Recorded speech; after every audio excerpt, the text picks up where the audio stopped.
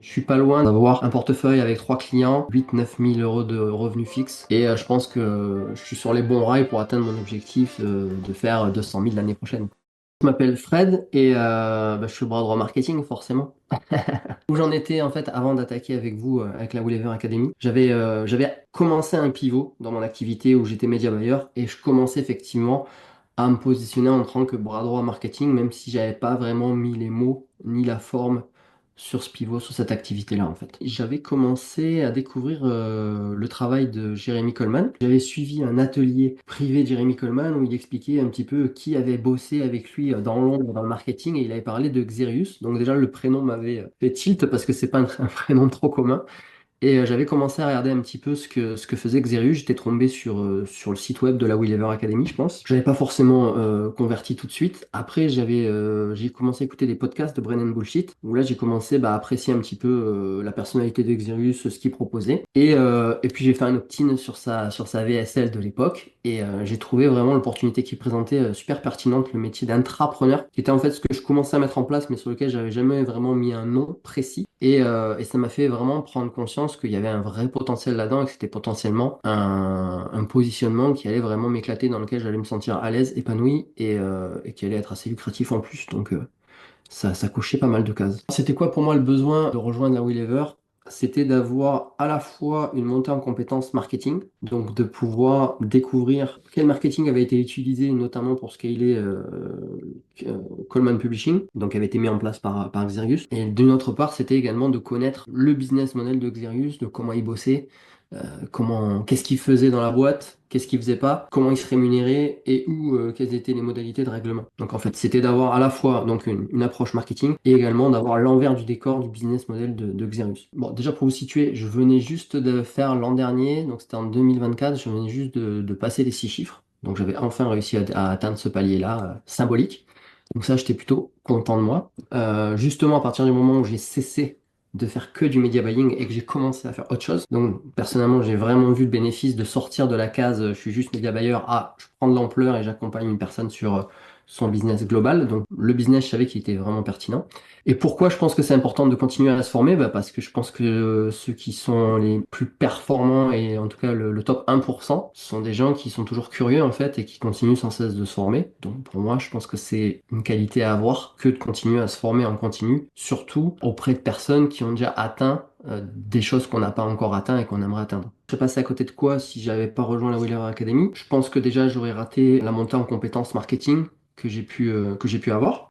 J'aurais raté également ce soutien que je peux avoir quand je rencontre des opportunités business et des feedbacks que vous pouvez m'apporter. Et je serais passé également à côté de le mindset peut-être. Le mindset de la valeur qu'on apporte aux entreprises et la valeur enfin, ce qu'on vaut en fait quand on est bras droit et qu'on épaule quelqu'un à développer et à mettre en œuvre sa vision. Donc je pense que j'aurais raté ces éléments-là. Et effectivement, avant d'arriver, c'était pas clair pour moi ce que je faisais. J'arrivais pas à affirmer ma position et aujourd'hui, oui, elle est plus assumée et c'est clair et net. Comme ça, enfin, je pense que si c'est clair pour toi, c'est plus clair pour celui à qui tu t'adresses. Si je devais te dire un problème que je voulais résoudre, c'était d'y voir plus clair sur comment me positionner. Voilà. Je pense que ça, c'est peut-être quelque chose sur lequel je me suis dit, ça serait pertinent pour moi de voir comment on bosse Xerius. Et c'était de vraiment dire, ok, j'ai vraiment envie de savoir c'est quoi son business model à Xerius, parce qu'il fait vraiment ce que j'ai envie de faire et il est au palier du dessus. Donc pour moi, c'est vraiment important d'aller voir son business model, qu'est-ce qu'il fait pas, comment il se positionne et comment il arrive à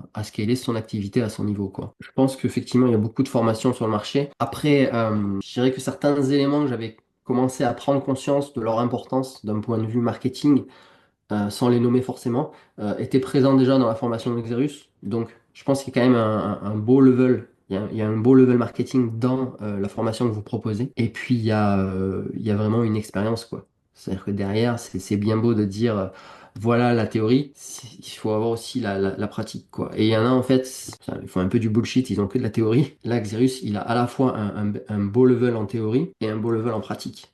Donc, c'est une belle symbiose, je pense, sur les deux. Et après, derrière, il y a toute la méthodologie aussi de la Willever Academy. Et genre, ok, on arrive chez un client, qu'est-ce qu'on fait, qu'est-ce qu'on met en place? Pour l'avoir vécu moi, c'est une super aide d'avoir votre méthodologie, quoi. Les 5 6 premiers rendez-vous, comment vous prenez place chez un client, comment vous prenez votre position chez le client et comment vous montrez votre valeur au client dès les premiers rendez-vous. C'est une super aide d'avoir ça, parce que nous, ça nous prémâche le travail à fond. Là, on amène de la clarté aux clients en deux trois rendez-vous. Chose qui, ça fait peut-être 2 ans qu'ils n'arrivent pas à l'avoir. Et nous, en deux trois rendez-vous, on arrive à l'avoir parce qu'on a une méthodologie qui est que dans un premier temps, on va voir ça, après on va voir ça, après on va voir ça. Et les mecs, ils n'ont jamais vu ça en fait. Ils n'ont jamais pensé ça. Et on leur amène vraiment, on est une épaule sur lesquelles ils peuvent s'appuyer pour aller plus loin. Et parce qu'on arrive avec la bonne méthodologie, on arrive à montrer rapidement notre valeur. Et Et je ça vois. nous permet de demander des revenus un peu plus indécents aussi. Je suis pas loin d'atteindre un objectif qui était intéressant pour moi, c'est-à-dire d'avoir un portefeuille avec 3 clients, avoir à peu près 8-9 000 euros de revenus fixes, plus un pourcentage qui va se développer. Et je pense que je suis sur les bons rails pour atteindre mon objectif de faire 200 000 l'année prochaine, quoi. Donc je pense que je suis sur, ça m'a vraiment mis sur ces rails-là. Et je pense qu'on en reparlera dans 1 an et demi. Normalement, j'aurai fait 200 000 l'année prochaine. Je pense que si on se projette de l'avoir déjà fait, on va le faire. On apprend continuellement des choses et dès que vous découvrez quelque chose chez des clients, hop, vous nous le transmettez après.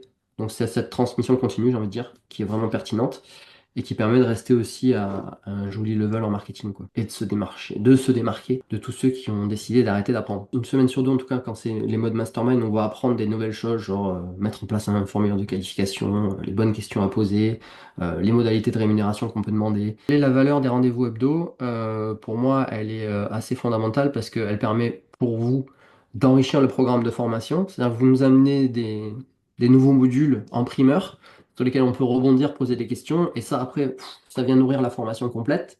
Sauf qu'entre-temps, on aura le temps de vous poser des questions et vous pouvez réajuster le contenu que vous voulez offrir avec le feedback que vous avez eu. Donc vous êtes en... Enfin, pour nous, ça nous permet aussi d'avoir une formation qui va se bonifier par rapport à nos demandes. Donc ces rendez-vous-là. En plus du fait de, ce sont des rendez-vous également où on peut échanger, brainstormer sur des cas clients qu'on peut avoir. Et c'est vraiment intéressant de se réunir entre marketeurs et de parler ensemble. Déjà, de sortir de l'isolement, et en plus d'avoir accès à des formations que vous mettez à jour et que vous bonifiez en fonction des feedbacks qu'on a eu. Donc pour moi, j'ai toujours cru aux bénéfices d'un mastermind. Pour moi, c'est vraiment un truc game changer, le fait d'aller rencontrer des pairs, d'échanger avec eux. Donc oui, bien sûr que ça a de la valeur. Le fait de pouvoir échanger sur des problématiques qu'on a, par exemple, tu vois, dans les sessions hot seat où voilà, bah, tiens, je suis avec un client. Voilà, j'ai un problème sur la facturation. Euh, il me paye en 4 fois ma facture du mois dernier. Qu'est-ce que vous en pensez? Est-ce que c'est un red flag? Est-ce que je dois continuer à miser sur lui? Est-ce que je dois commencer à regarder, m'ouvrir à d'autres opportunités? Qu'est-ce que vous en pensez? Ou tiens, j'ai une mise en relation avec un client, mais il est concurrent à celui-là. Qu'est-ce que vous en pensez? Qu'est-ce que je devrais faire? Est-ce que je devrais accepter? Est-ce que je devrais demander à mon autre client s'il serait OK que je le fasse ou pas? Enfin, voilà, c'est des échanges sur lesquels on peut avoir.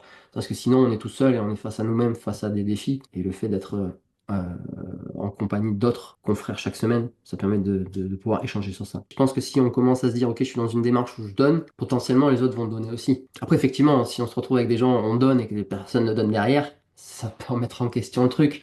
Mais si on est dans un bon état d'esprit, et je pense qu'au sein de la Lever Academy, il y a quand même des gens qui sont dans un bon état d'esprit, je pense que c'est vertueux et que tout le monde y gagne. Quand vous avez des demandes entrantes de prospects, vous nous les passez. Donc ça, vous faites des mises en relation. Alors c'est pas une promesse de vente que vous avez, mais clairement dans les faits, ça se produit. Donc rentable, oui, ça a été rentable déjà financièrement. Et si c'est pas rentable financièrement à court terme, ça allait rapidement parce que vous montez en compétences derrière et que vous allez prouver votre valeur avec d'autres clients et ces clients-là, vous allez les fidéliser. Donc oui, dans tous les cas, ça sera rentable. Qu'est-ce que je dirais à quelqu'un qui hésite à rejoindre la Lever Academy? Je dirais que le meilleur investissement qu'on puisse faire, c'est sur soi-même et que ça, c'est vraiment la base de base. Et que ceux qui l'ont pas compris, généralement, ils ont des moins bons résultats que ceux qui l'ont compris. Donc, faut mieux être dans la catégorie, dans la bonne catégorie, entre guillemets. Et donc, ouais, je pense que ce serait le principal conseil, quoi. Le meilleur investissement qu'on peut faire, c'est sur soi-même. Donc, ça a un coût, mais je pense que ce coût-là, vaut mieux vraiment l'investir là-dedans que se dire non, je préfère gagner cet argent et le laisser sur mon livret A, quoi.